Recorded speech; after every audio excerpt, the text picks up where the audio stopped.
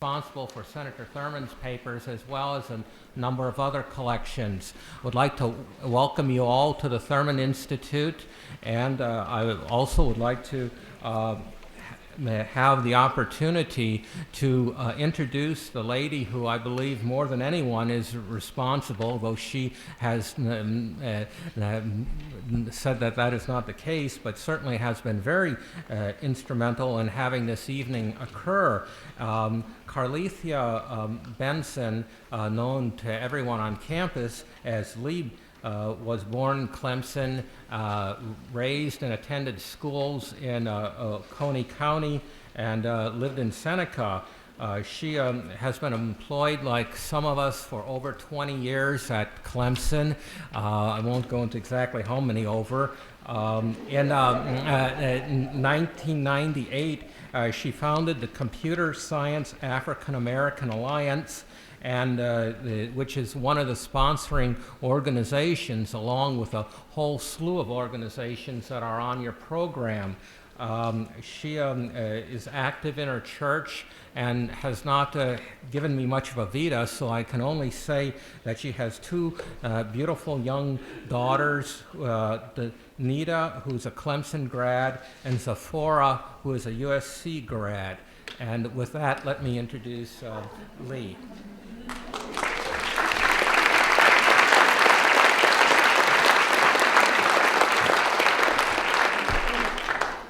It's so good to see all of you here tonight, and this is truly a wonderful and historic occasion for Clemson University and for all of us. But before I introduce our guest tonight, I'm going to call forth Barbara Hamburg. She's the president of the Clemson University Black Faculty Staff Association, to bring words of welcome and greetings.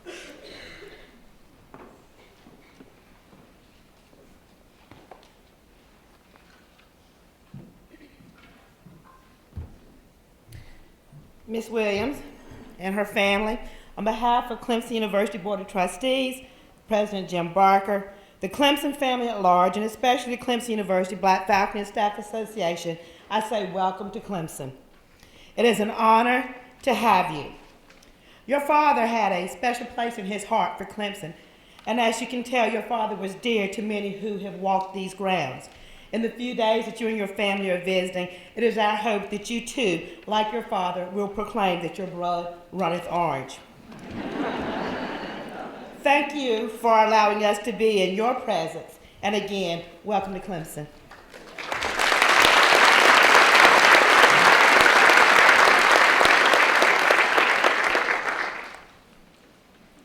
Thank you, Barbara.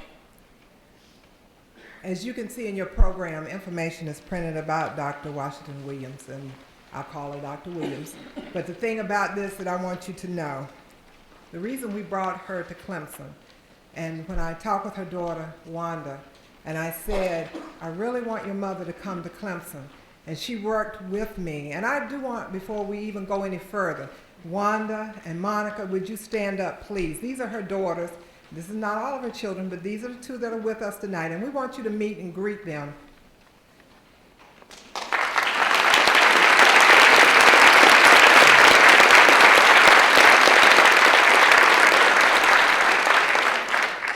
It's been delightful working with Wanda to have this happen.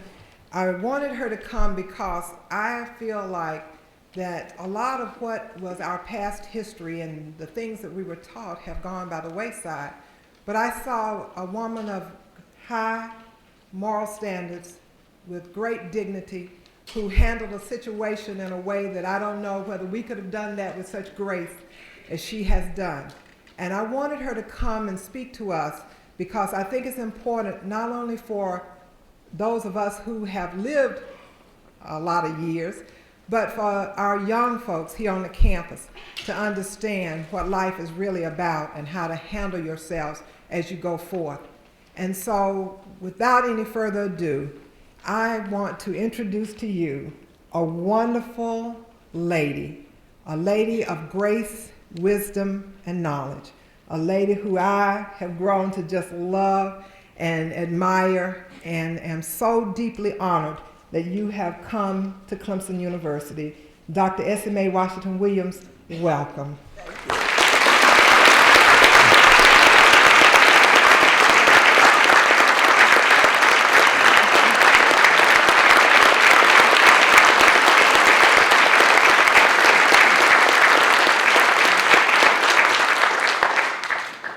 I would like to say good evening to each one of you.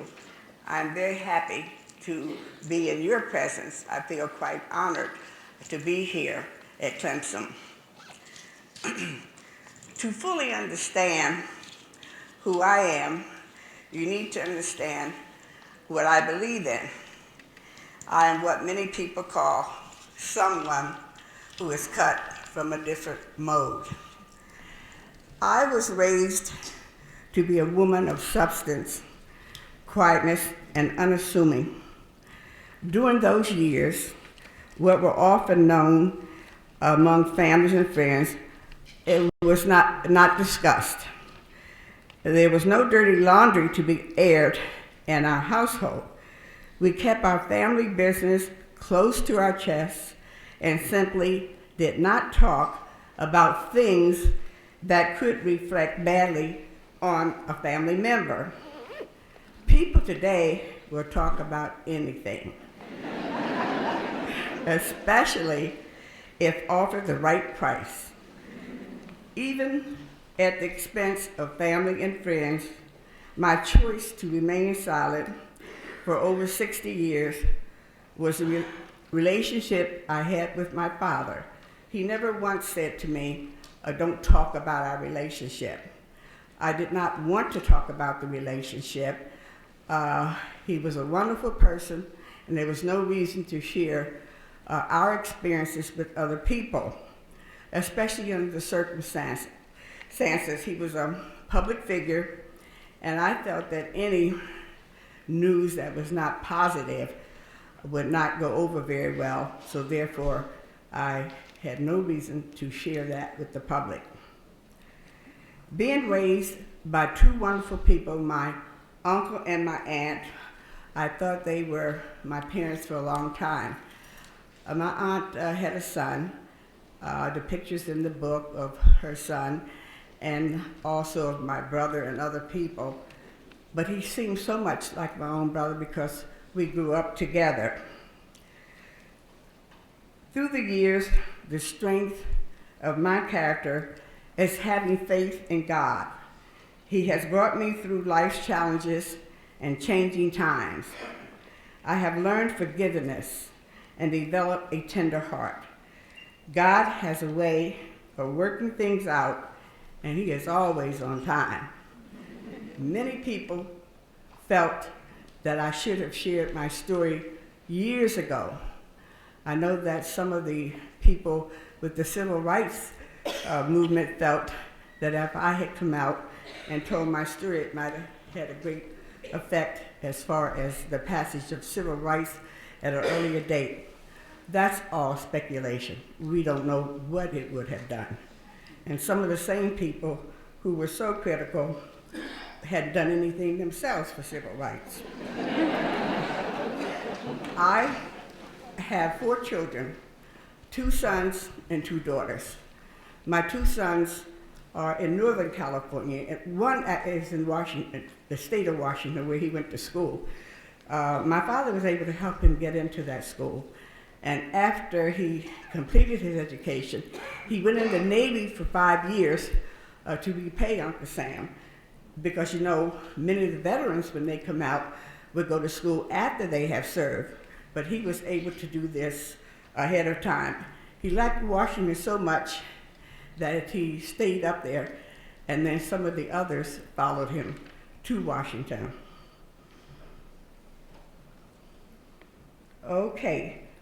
During the 60s, when African Americans were not given the opportunities that they have today, many people felt that was another reason that I should have come out. And many times I had to persist in order to get things done. I was determined to beat the odds and come through life's changing time as a victor, not a victim. Through it all, I still feel there are many things that people can do to make themselves have a better life. Because you have problems, it does not mean that you are done for. You can overcome your problems. It all depends on your attitude. I'm encouraged to teach love in the spirit and in truth. Through my personal triumphs, hopefully people will learn the value and respect we need for each other, regardless of color or race. Early in life, I had some disappointments, as many of you have, I'm sure. But again, I think it's the way that you handle them. For example, I did not meet my real mother until I was about 12 or 13 years old. She had lived in the South when my aunt and uncle moved to Pennsylvania, and had taken me to a place called Coatesville, Pennsylvania, near Philadelphia, and I was only 6 months old, and did not return to the South until I had an aunt who passed in Edgefield, and we all went to the funeral. So while we were there, my mother went to see if she could locate my father. Fortunately, she did. And then she came back to get me, and on the way, for the first time, told me all about my father and the relationship she had with that family. She had worked for the family as a cook. Her sister also worked with her, but she was the housekeeper. And she and my father became very friendly, and I do believe there was a true love there, because all the years after that, whenever I see him, which was every year, and see her, they always ask about each other, and they seem to maintain an interest after all of those years. So once I met my father in April of 1941, he went into the service when the Pearl Harbor War broke out, and I didn't hear from him for about 3 years. But once he came back, from then on, I saw him at least once a year, if not in Washington. For example, when I was in school and he was the governor, I would see him there also. So he was very wonderful to me and to my family, and we really grew to really care for each other. Now, Dr. Robert Schuller has a book called Tough Times Don't Last, but Tough People Do. So I've had to tough it out all my life, because there were always some types of problems that would come up. So as I said a little earlier, it's how you handle those problems that can still make you a success. I've had to overcome many hurdles, and it's not always easy, but you just can't give up. And you can rise through it all. I would like to read a paragraph from my book. One of the things I'd also like to mention is the fact that I'm a member of the DAR. My daughter Rhonda is also. There were people in Orange County who wanted us to join the chapter there, but it was so far from us. And we were approached by the president, and she encouraged us. She did all the research to join, and it was in Hollywood. So that was convenient, and we decided to join. And I've had many people say, well, why would you join the DAR? All that some people know about the DAR was when Marian Anderson could not sing in Washington, and Mrs. Roosevelt withdrew her membership. That's all they remember. We want to remember Marian Anderson for the famous singer that she was, not for some little small incident. And the reason we joined also is because I had been active with the Black Patriots organization in Washington, D.C. Now, there were many Black Americans who fought in the Revolutionary War. However, they were never recognized. So this organization has been raising funds to build a monument to them in Washington along with the others. And we had 5,000 to 6,000 African Americans who died in that war, and we need to remember them and honor them. So for these reasons, we felt it was reason enough to join the group.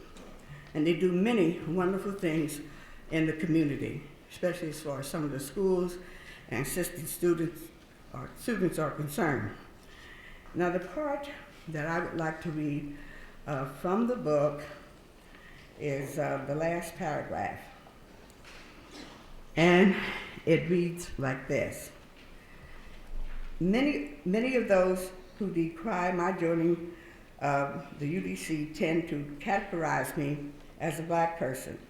They may make the more subtle argument that anyone who's lived through and supported the civil rights movement should never join an organization associated with the abridgment of those rights.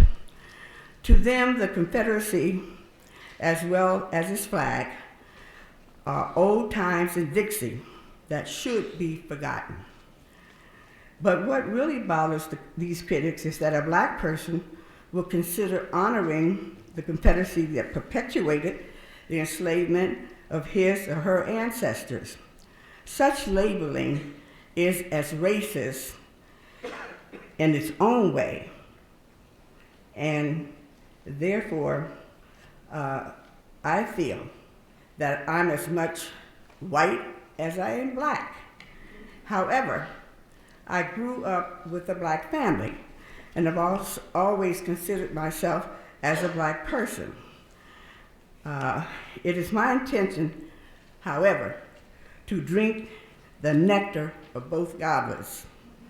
History is complex, and mine is as complex as it gets.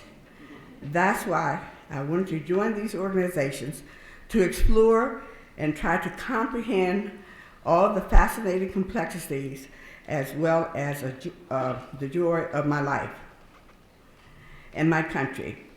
In my past, I lived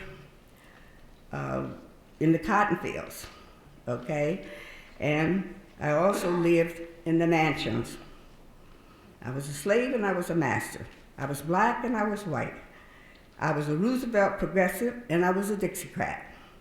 I was for Kennedy and I was for Nixon. I was the glorious president of the South, and I was a lowly maid in Edgefield. Above all, I transcended all of these internal contradictions to become a real person, my own person, a simple person who loves America as the wonderful place that has allowed me to discover and to be exactly who I am. Thank you.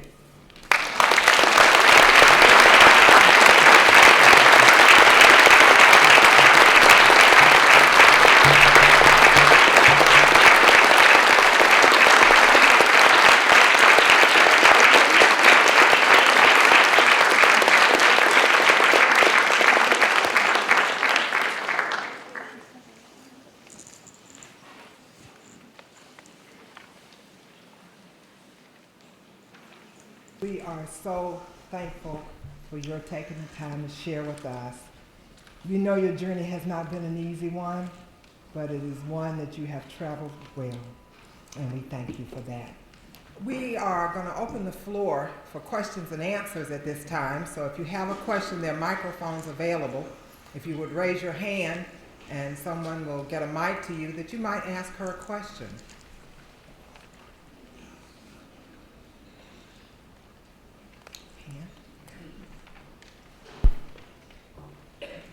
I'll ask one. Thank you so much for coming, and as so many people that grew up in the South, we loved your father. I'm a native South Carolinian, and I was thinking about, when I was thinking about that I was going to come and attend this, because I remember meeting your father as I was a younger lady, but you must have had a wonderful aunt and uncle who raised you, and this is more of a statement or comment than it is a question, for someone to have the strength of character that you do.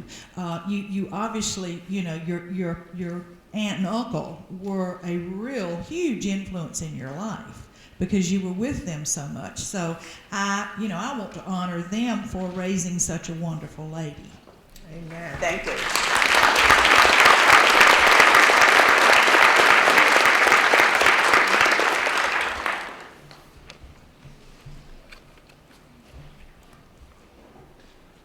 Are there any other questions? Okay. And do you think think your life would have turned out any different had it been known earlier on in your years about your father? Well, there was no reason ever for me to talk about that situation because as far as I was concerned, the aunt and uncle by the name of Washington, so that's where the Washington in my name comes from. They were so wonderful.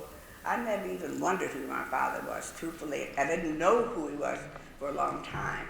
But when I found out, it did not make any difference because they had been as good to me as if I had been born to them.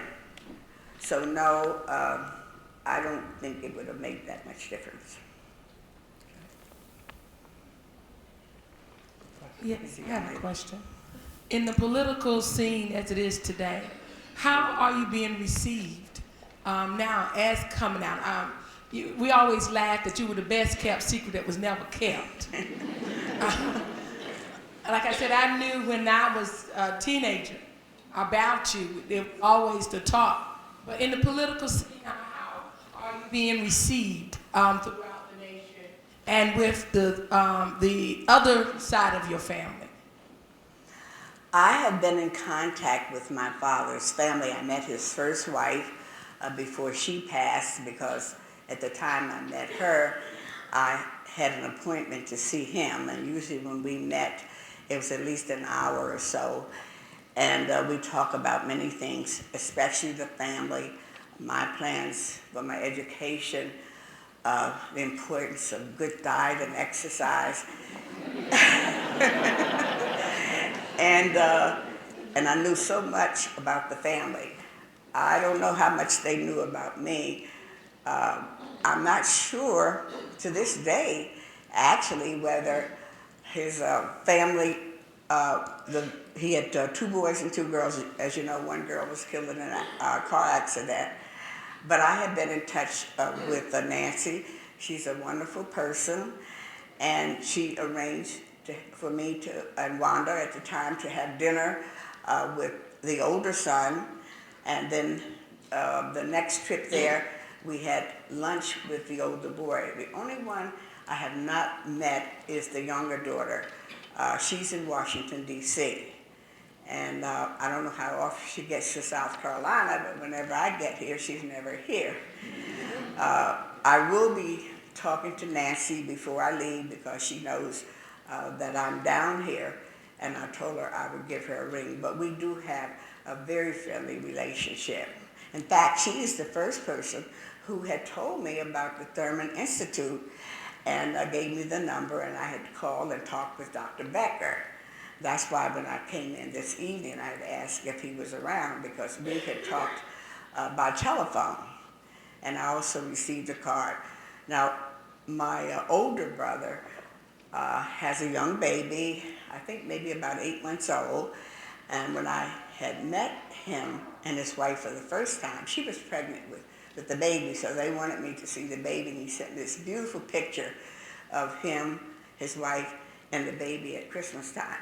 So we exchange cards, call each other once in a while, and it is a good relationship. I don't think people should carry ill feelings. There's not anything good about having ill feelings. It makes everyone unhappy, and I've had people to ask me, why aren't you bitter with the things that have happened? That's negative thinking. I don't waste my time on negative thinking. So I don't think anyone should. It's just a waste of time. Any other questions?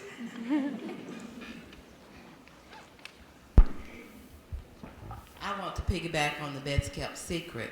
Being a student at South Carolina State and a graduate of South Carolina State, I knew of you, but I constantly looked around to see if you were still there.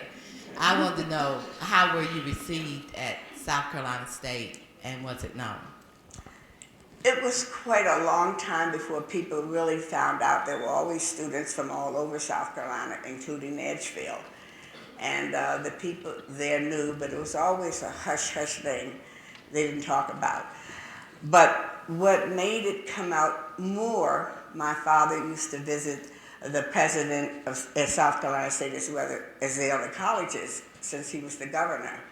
And he came up in a limousine, went to the president's office, and he had asked to see me. So one of the young ladies came over to the dorm to get me.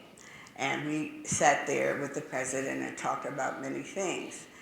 And when she got back to the dorm, she told everybody. And some of them had heard the rumor, and there was a young lady on there. In fact, there were two there, South Carolina State. If they would walk here now, you would think they were white, but they were not. You know, when you have a drop of blood, you're black, regardless of how white you are. And many people for a long time thought it was this young lady. I mentioned that in my book, but she wasn't the one. Yes. After you came forward with this, did this affect your children in any way? My children did not learn about my father until they were older. They knew once a year I'd take this trip, and sometimes I came back the same day. But frequently, since I had lived in Pennsylvania all my life until I graduated from high school, I would go there and spend a few days before coming back.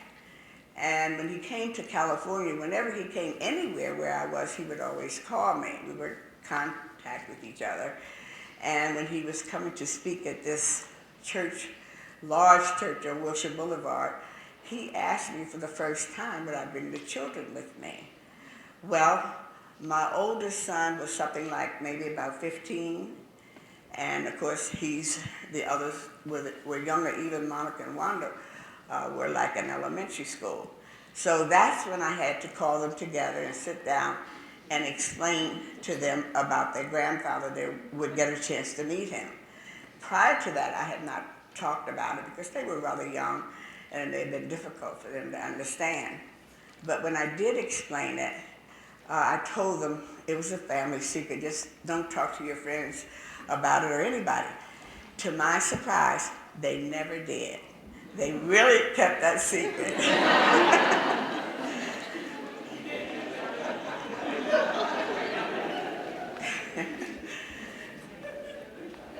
In fact, Wanda's friend recently told her when she heard about it a year or so ago, she said, Wanda, we were such good friends, you never told me about that. So I do know they kept a secret. Hi, I'm from Virginia, and I'm right here. Oh. Okay. I'm from Virginia, and as a small child growing up in Virginia, I remember seeing your father on television, not so much in a positive light. I'm wondering if you and your father ever had the opportunity or took the opportunity to talk about his philosophies and beliefs about civil rights and African Americans and the stance he took during those trying days. Well, I think you have the same image that many people did at that time, because all that they heard about was his speeches about segregation, okay? However, there was another side to him that people didn't know, and many people in Edgefield knew because of the many wonderful things that he did. And as I said earlier today when we talked, he was the first one to open up a trade school for the black students, because they had nowhere to go if they didn't go on to college. The white students always had one. He did that. When he was in Washington as a senator, he had the first black administrative aide. And when I go down there, I would see the receptionists there. All the other senators did not have any black staff. So this is just an example of the many wonderful things, as well as scholarships that he helped students to get, families who had problems, because he made that famous statement that if you ever need any help, come to me. And he meant exactly that. He'd pick up the phone, he'd help people to get jobs back that they had lost unfairly. And he just did many things that people didn't know about, except the people who were affected by it. So unfortunately, When he was governor, he was doing all these wonderful things, but once he decided to run for president on the Dixiecrat ticket, that's when I really didn't want people to know that he was my father. So I did talk to him about this, and he told me he did not make the laws, that the races had always been separated in the South. And as far as segregation is concerned, it wasn't just in the South, it was segregation in my hometown, where I grew up. We didn't have it in Philadelphia, the largest cities, you didn't have that problem. That's why when I finished high school, I wanted to go to nursing school, and I could not get into the hospital where I had worked. All the nurses, everybody wanted me. I was the first black nurse's helper, but they wanted me to get into the nursing school. And because of segregation, I couldn't get into the nursing schools. When I was in high school, I couldn't go down to Santa's drugstore, sit at the counter and have an ice cream soda at lunchtime as the white students. So therefore, we didn't patronize them at all. We couldn't go to the movies. We'd have to sit upstairs in one theater, in the back in another. So it wasn't just segregation in the South. It was in the North too, for many years. It's just that it was, everybody knew in the South everything was separate, and it was illegal for the races to mix. I wanted to address the question. Someone had asked about how did we feel about it, and I just want to share that with you. I don't know who it was, but just so you're aware that, yeah, it did affect us to some degree as we had gotten older, because you must understand, I'm a baby boomer. So with that being said, what happened during that period when I was coming up, I was in the struggle. And again, that became a concern as I had gotten older. And, you know, it sort of created some division. We talked about in the household as we gotten older about, you know, who he was. But then again, we were on the West Coast, so we didn't really have direct contact, and it just, you know, bothered us occasionally. But then we come to realize as we had gotten older and understanding more about who he was, we had, I know with myself, I had a newfound respect for him. But when I was younger, yes, it did bother me.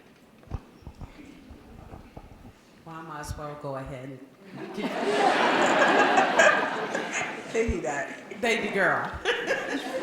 Well, it was about 1962. See, I had said I'd never come back to South Carolina when I was about 7 years old, because there was an incident in Orangeburg, which I was shocked. I was about 6 or 7, and that was the night I found out I was colored. I didn't know that until my sister and I hopped up on some bar stools in a diner, and the gentleman there, see, I said that very well, the gentleman there decided, he told my mom that we couldn't sit there because we were colored, and my mom says, well, I'm ordering to go. He says, well, they still can't sit there. So my mother, in her wonderful, polite way, told him what to do with his order.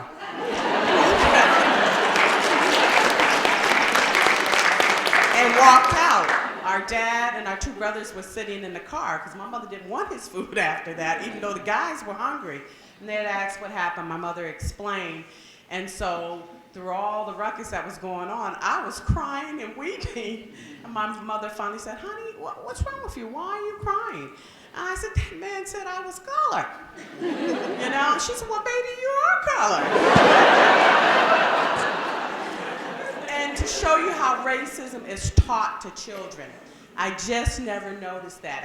I never, you know, talked about it, but went through my mind in about 1961, because my father worked for the NAACP as an attorney. And he would bail out a lot of the freedom riders and people who marched on Washington, people who marched in Savannah, Georgia. And so to me, colored people were the ones who got run down by the German shepherds, hosed down. So that was scary. So I finally got it straight in my mind. By the time I was 9, living in Los Angeles, I was able to be black instead of colored. So when my mother took us, I was 10, to meet our grandfather, I got confused all over again.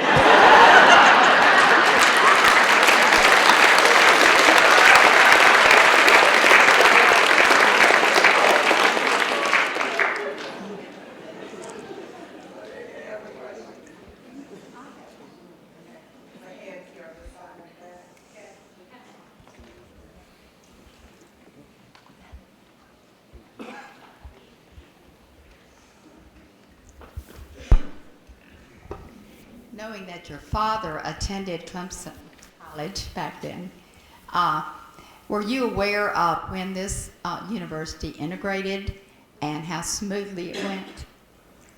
I don't know the exact date of that, but I do know when he asked me where I wanted to go to college, had I known about Clemson, I might have said Clemson. But of course, it took a long time for that integration to come about.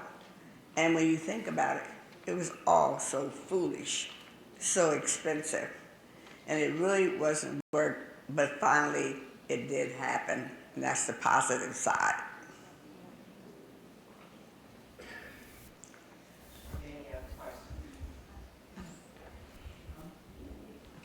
When was the last time you spoke with your father? When was the last time I saw him? 1999, and I was supposed to see him the next year because, as I say, I saw him at least every year. But I'd had knee surgery. I had a knee replacement, and I couldn't go on the trip, so I sent my daughter, Wanda, the older daughter, to Washington in my place with the letter of introduction to him. And he worked with her. At that time, Wanda has always been very ambitious about doing things, and she wanted to get into some kind of a business which she was always interested in. He gave her names and made recommendations. She was really thinking about moving to Washington at one time, but she decided not to do that, and she went on with other things. But she was the last one to see him alive.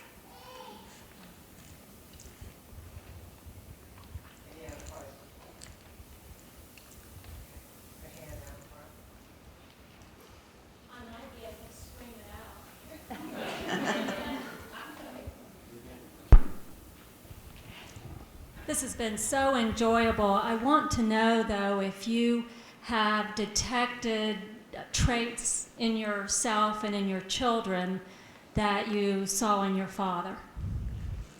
Well, I think so. He was always giving me advice, very good advice, no problem about that.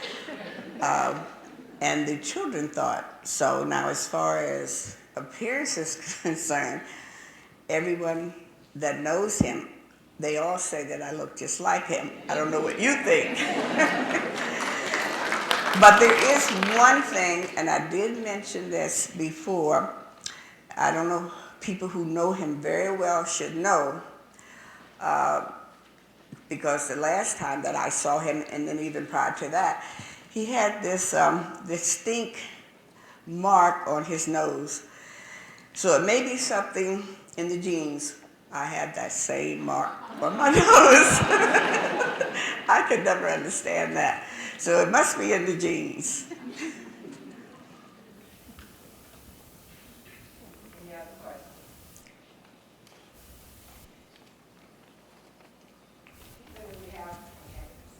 Any political ambition?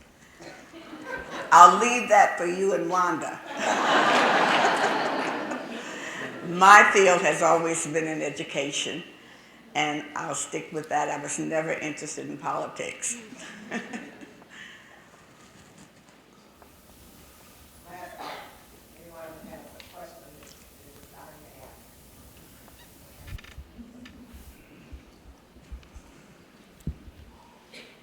Did your grandparents ever mention your father? My grandparents? Yes, your grandparents. I never met any of my grandparents. They were living when I was born, but I never met them because I didn't even meet him until 1941. And I know his mother, at least, was still living at that time, but I didn't know anything about my grandparents.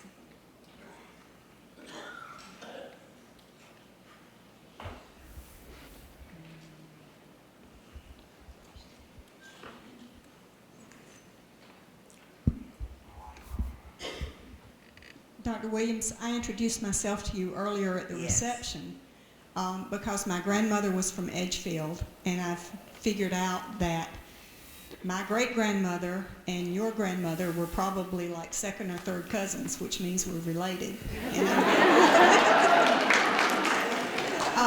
So I'm really curious about, I'm very proud of that, and I'd like to echo what Lee said about admiring you greatly for the way you've handled this whole situation and what you've done since then to, I think, contribute to better understanding between the races, which is certainly something that we need.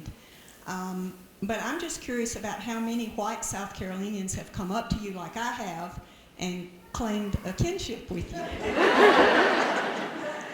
Well, you know, when I made the announcement December the 17th, 2003, we came down to South Carolina because this is where it all started. We didn't think it was proper to announce that in Los Angeles. It wouldn't have meant anything to those people. So I was surprised because we were very well received. The people were so loving and wonderful, and that room held about 400 people. And there's some people here tonight who were there, so they know what I'm talking about. And there were people who came crying on my shoulders afterwards, say, well, at least you know who your father is. I'm still looking for mine. So many people could relate to that because I am just one case of a mixed, racial relationship, but there's so many others out there. And the reason you've heard more about mine is because he was such a prominent person. But it's not uncommon. Yes. I grew up in Columbia, South Carolina, and used to see the son of the governor then come to church every Sunday at the First Baptist Church. I also attended his funeral at the First Baptist Church in Columbia. Did you have any inclination to attend the service, or when did you hear about his death, and did you think about coming to the service? I heard about it, and I saw it on television, but I was not in touch with anybody in the family. In fact, the only other person that I had met was his younger, I shouldn't say younger sister because it's a set of twins, but it was one of the twins, and she was the last one to pass at the age of 95 of all the brothers and sisters. And in the book, those of you who've seen it, there's a picture in there with Wanda and me with her on the picture. And I think she died maybe about a year or so later. So she was the last one. And when she has a daughter named after her. And when that announcement first came out 3 years ago, this daughter of hers had spoken to the newspaper, say they didn't know anything about that lady. What is she talking about? What had happened, her mother had not told her. Some things you need to share. And her name is Mary, she would not have been so shocked if her mother had told her. So she apologized to me as soon as she met me. She said, because I really didn't know. She said, but I have no doubts because you look just like him.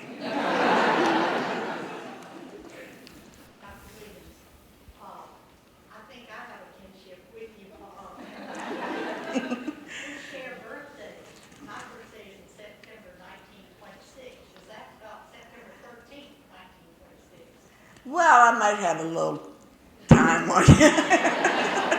I was born 25, 19. My first experience with your father was at the Democratic Convention in 1964, and the civil rights, Yes. idealistic as President Kennedy had been still, and so we all wanted to make a difference.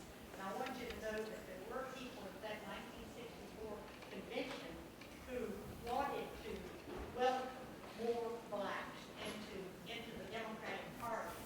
And I got up and made a speech to that effect, but I got the adjourned convention with me standing there welcoming them, and a couple handsome black delegates had gotten behind me to speak also. But I did want you to know that there was already a movement to do something about it, including blacks in our Democratic movement. So, and being so close to your age, I thought I'd let you know that. What year was that again? Pardon? What year was that? 1964, March the Oh, 10th, 1964. right, okay. That was the year I moved to Los Angeles.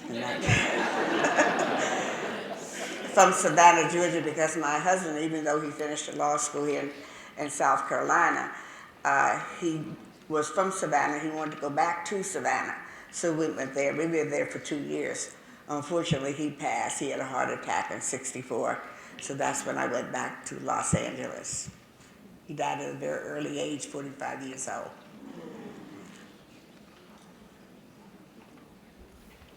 Your hand in the back, if you'll stand so they can.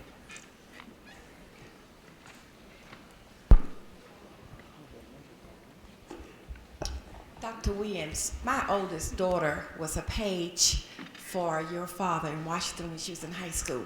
We would like to know, we've had your book over a year, and we would like to know if you have a picture of your natural mother. Unfortunately, I don't.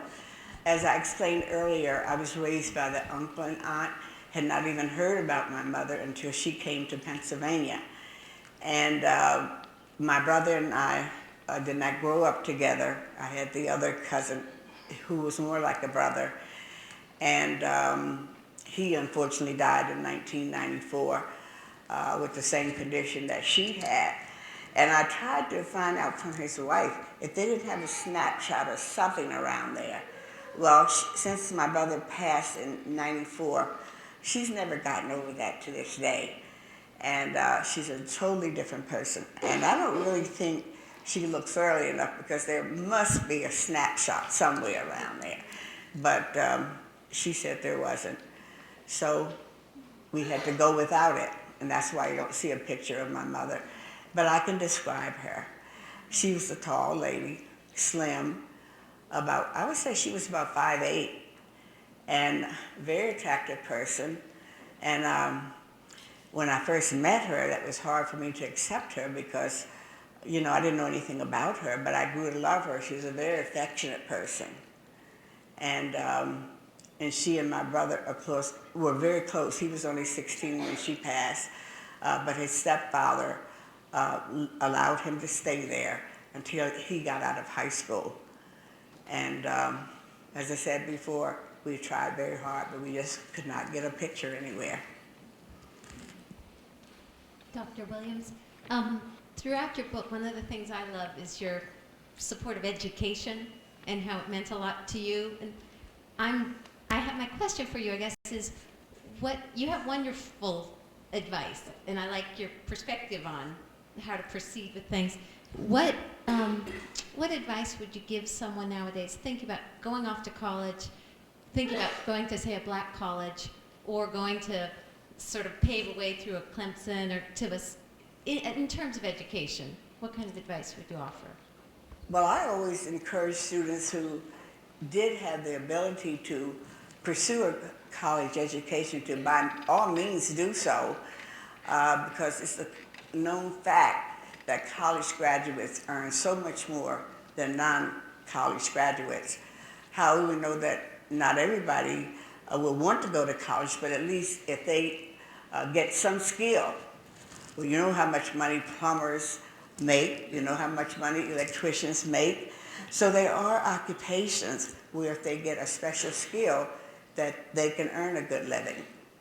So I'm always for the education if that's what the person would like to do, and go as far as they can. Because the more education you have, generally speaking, the more income you will have.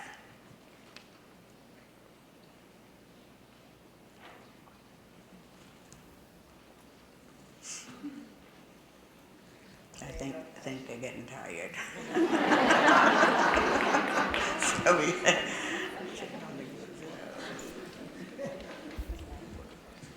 One other question. Did your father mention you in his will? And if not, how did that make you feel? My father discussed the will with me many years before he died. This is why he wanted to do all that he can. He said, because if I put you in the will, there'll be many questions about it, and somebody might even try to beat you out of it. So he said, I will do all I can to help you and the children. And believe me, he did over 62 years, which might have been more than I would have gotten in any will. So I don't know, but I knew that I was not in the will. It was not a surprise to me. And I think also after he had the family, he didn't really want them to know. I'll never believe to this day that he ever told them. In fact, I had read in a newspaper that Strom had heard the rumor, and he went to his father and heard that he had a black daughter. And he said, is that true? And he looked at him, he said, he didn't say no. He didn't say yes either. He just ignored the question, went on talking about something else.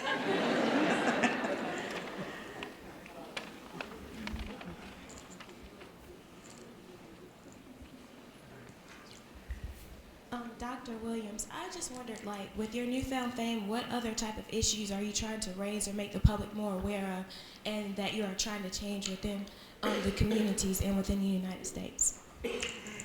One of the goals that I had hoped that this book would accomplish was to give people not only a better understanding about my father, and I did have many people to tell me after reading the book they had changed their attitude about them. And I also felt that it would bring about better racial relationships, because in our society, people do tolerate each other better than they used to. And I guess you can't say that it will ever be completely wiped out. I think, however, that the young people are doing such a wonderful thing as far as racial relationships are concerned. It was really that old generation that perpetuated all of that racism. So hopefully, in reading the book, this will help in some respect. We want to thank you for your questions and thank Dr. Williams for your responses.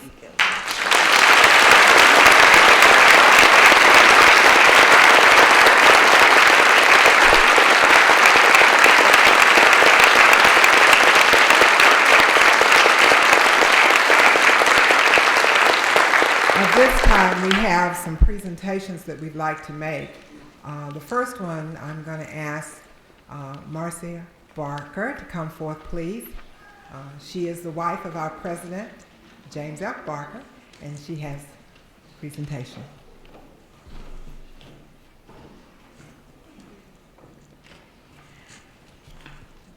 Thank you, Dr. Williams, for allowing us the opportunity to show our admiration of you and your family. And at this time, I would also like to tell you that Senator Thurman's niece, Ellen Center, is in the audience. And we're glad you're here, and it's a wonderful opportunity for us to tell you of our admiration for your family, too. We're glad you're here with us tonight. Paul? Yeah, would you like to stand? Ellen and her husband are here from Columbia.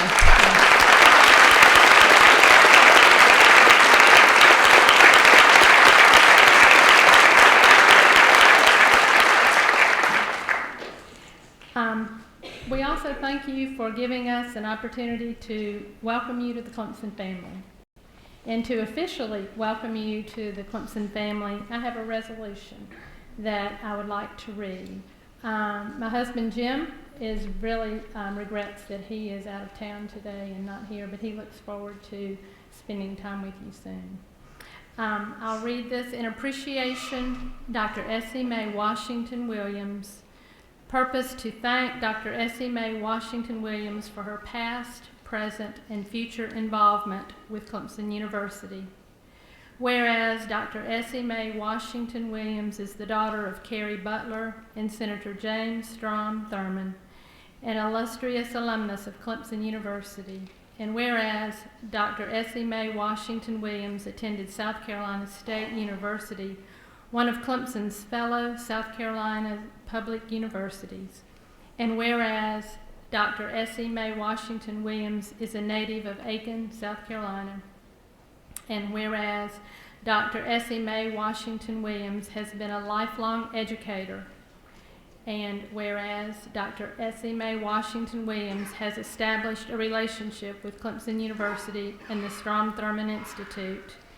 And whereas Dr. Essie Mae Washington-Williams has visited campus and shared her enlightening life story with our faculty, staff, students, and community. Now, therefore, be it resolved that Dr. Essie Mae Washington-Williams is welcomed to the Clemson family with our sincere appreciation. Adopted by President James F. Barker and the entire campus at Clemson University this 6th day of April, 2006, and signed James F. Barker, President.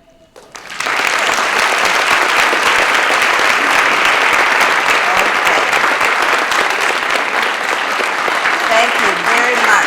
It's been my pleasure to be here. I've been really immensely.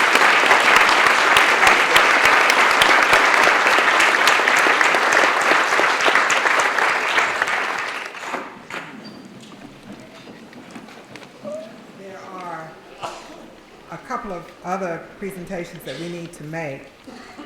One of the things is that we want her to know, Dr. Williams, we want you to know that the flowers on the table are for you. And Beautiful. you take those. Thank you. That was the only way we could get them in without her knowing what we were doing, so put them on the table.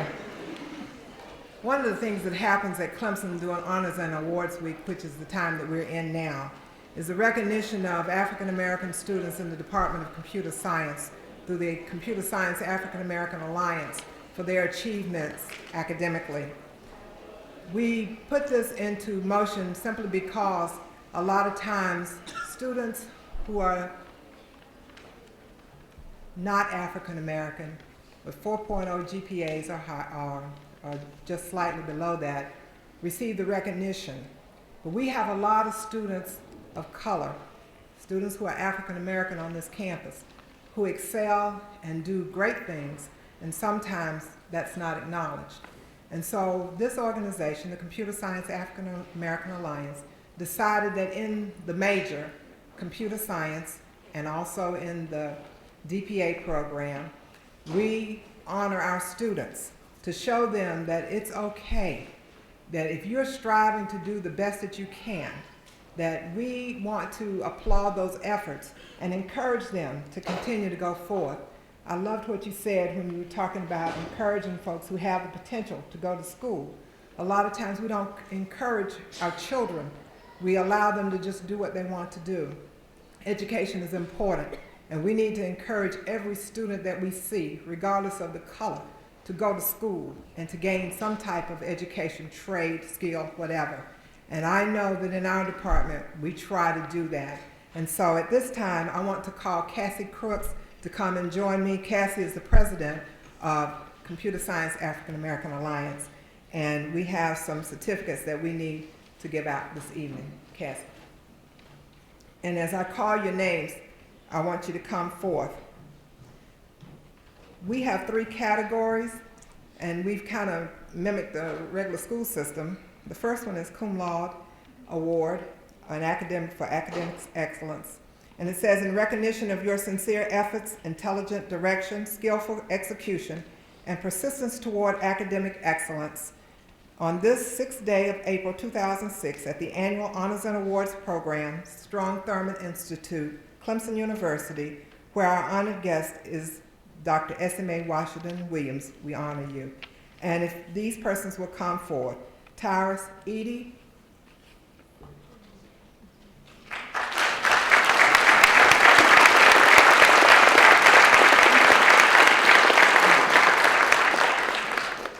Tyrus was an undergrad, received his bachelor's degree in computer science, is now pursuing a master's.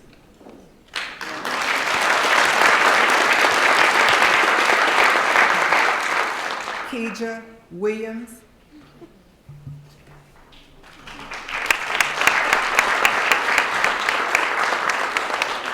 Jamar Winkfield.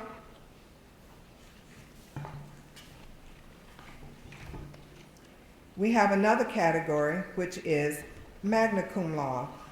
Magna cum laude students excel at a GPA of a 3.0 to a 3.74.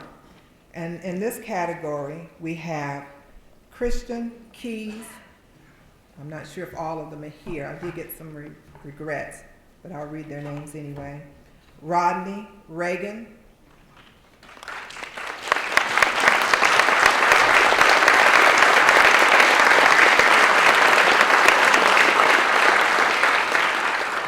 Rodney is a past officer of the organization, a fine scholar, one who I do constantly say he needs to go further. We're proud of him.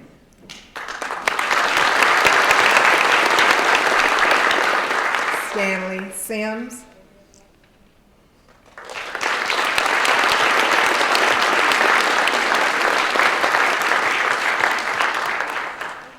Stanley is a past president of the organization. He graduated with his bachelor's degree in computer science and is now pursuing a master's degree in the digital production arts. He loves doing animations and cartoons and that kind of thing. We're very proud of him.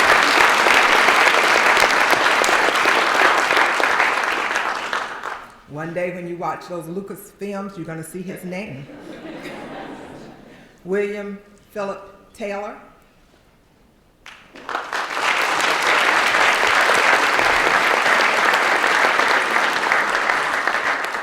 Philip is a graduate student in pursuing a master's degree in the Department of Computer Science. We are so excited about his presence at Clemson and his participation in the organization. Thank you, Philip.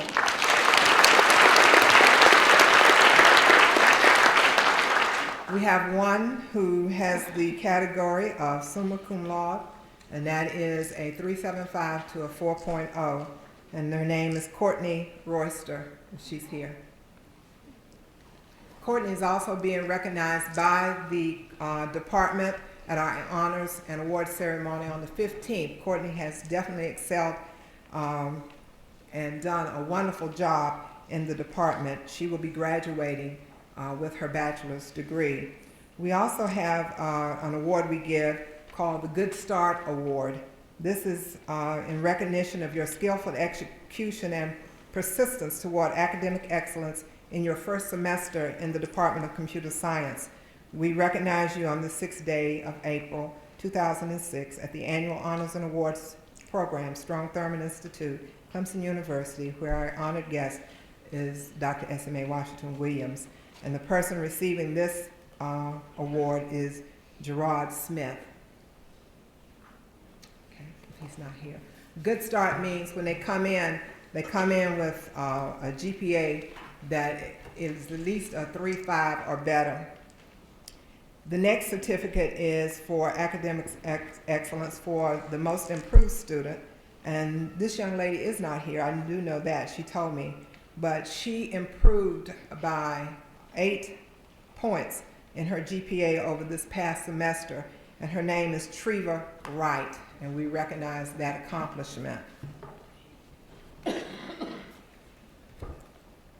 We have next a Teaching Assistant Award, which the students vote on themselves. And we ask them to cast a vote for the person who assisted them the most, that they felt most comfortable at working with. And the person nominated, although she is, this person is not a teaching assistant, Kashma Pawar, are you here? Come on up. She is in the department. She mentored students.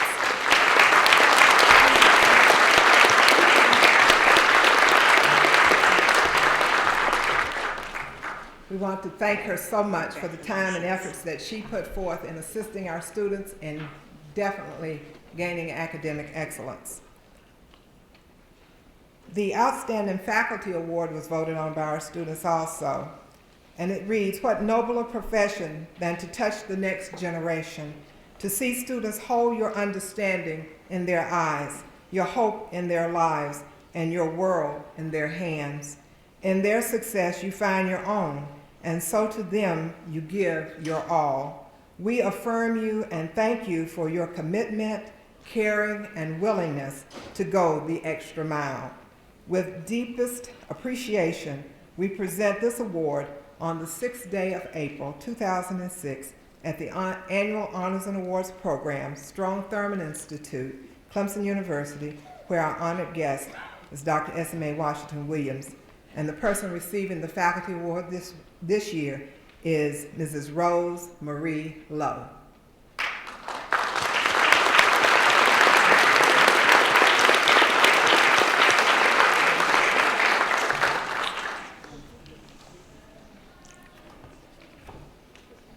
We have another award for community service. One of the things that we encourage the students to do is not only excel Rose. Okay.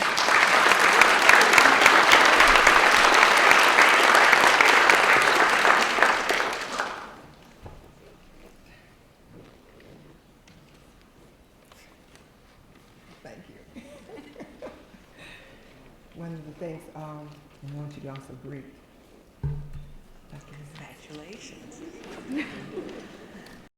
Rose has been with us and is finishing up her PhD in the department. We're very proud of her, but she does a lot to assist our students and to help them achieve academic excellence, and we are so thankful. Thank you, Rose.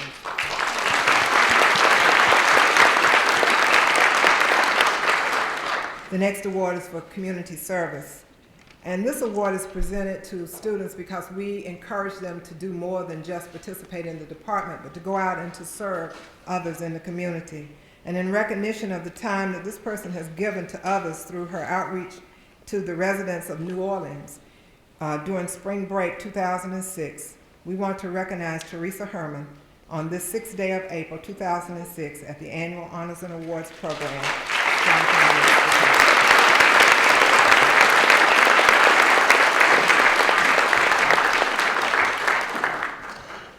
Teresa works in the department, so I had to be real careful about her seeing what I was doing. But she works very diligently, and I thought it was a blessing when she was willing to go on this trip, to go to a place she had not been to before, to help people that she didn't know, and to make an impact on lives that will be felt for years to come. We thank you for that.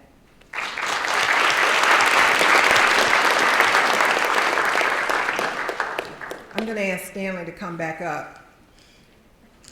We have an award that we created last year, and it is in honor of Dr. Peter J. Clark. Dr. Peter J. Clark Academic Excellence Award is done and presented in recognition of Dr. Peter J. Clark, who is the first student of African descent. I wanted to make him African American, and he told me, I'm not African American. He's from the Caribbean. So I said, okay, Peter, how do I say that? So he said, African descent. I said, fine. And that's what we're doing. But we wanted to acknowledge the fact that he is the first person of color to receive a PhD degree in the Department of Computer Science here at Clemson University. And so we established this award in recognition of that. And Stanley was the first recipient of that award. And I want him to read this and tell you who the new recipient is for this year.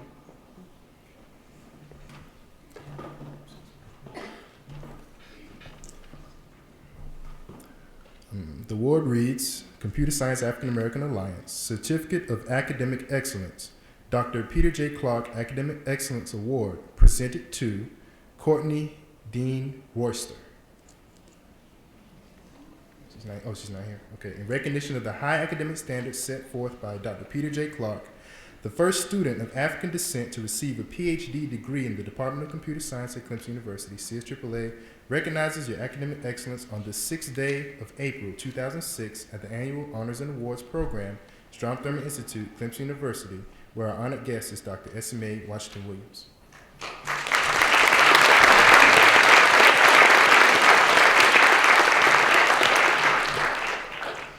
We want to thank you, and we want to encourage others that they might go forth. We have some wonderful students on the campus of Clemson and at all the other universities too. But we want to encourage our students to do the best that they can do and to go as far as they can go. That's the reason we chose the topic, And Yet I Rise, because no matter where you come from, how you look, who you are, you can rise to anything, to be anything or sit through any situation. And so we wanted to lift that up tonight because we knew that Dr. Williams was a prime example and one that we could definitely take and carry with us in our hearts to say, if she could do it, then I know we can do it, because the times today are not near what they were for her.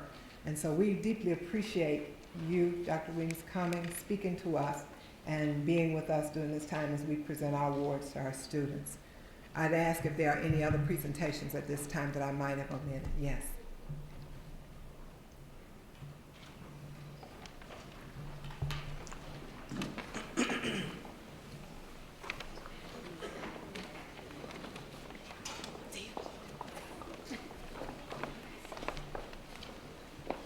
All right.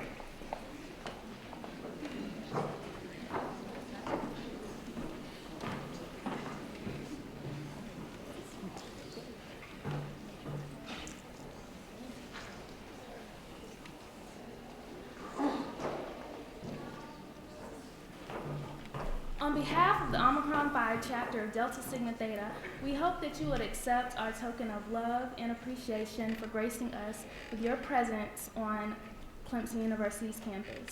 Thank you.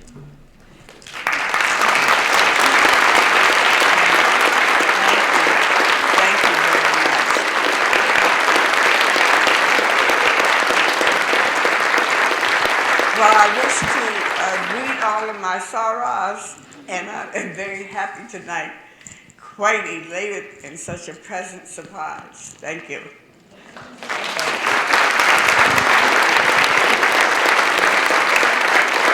thank you very much. Beautiful chapter. Let me put this down so I can read them.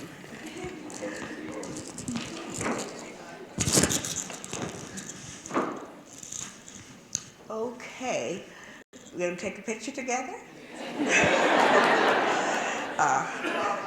I can come down, it might be easier.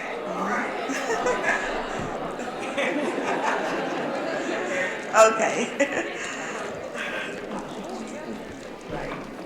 Okay, let me. One of my chapters gave me that. I was a South Carolina State Apposition.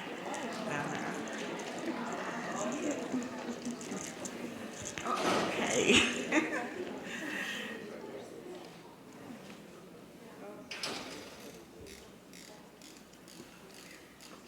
Again.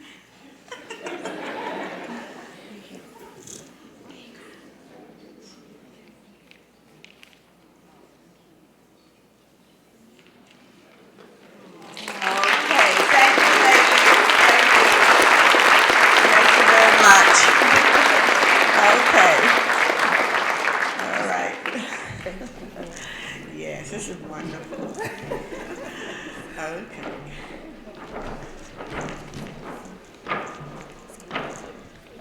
We want to take this opportunity to thank everyone for coming out tonight. I hope that you have been as blessed as we have been. Althea, don't leave yet.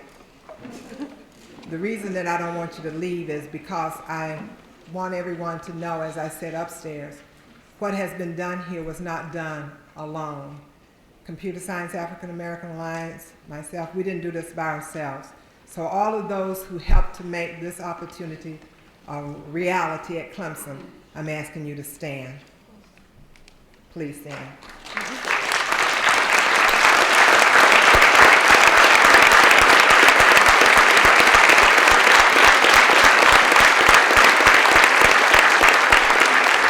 I want you all to know how thankful I am and how grateful I am to you for when I called upon you, you said yes, and that was deeply appreciated.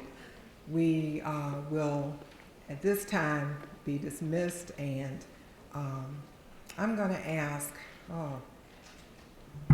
our illustrious Dean. Dean. Come on up here with me. Dean Cheatham is who I'm talking about, y'all, if y'all don't know who it is. He's retired, but he's still Dean Cheatham. I want Dean Cheatham to close us out tonight, and that after he has closed us out, we will go forth outside, and there's a book signing. There will be some refreshments for you also as you wait, if you want your copy of your book that you purchased signed. Again, thank you all so very much for coming out and for being a part of this wonderful occasion for us. Dean Cheatham, if you would. Thank you. a surprise, unearned pleasure. Dr. Williams, let us bow for a moment of silence and recognition of the events that we have witnessed this evening, and each in our own way give our thanks for this gathering.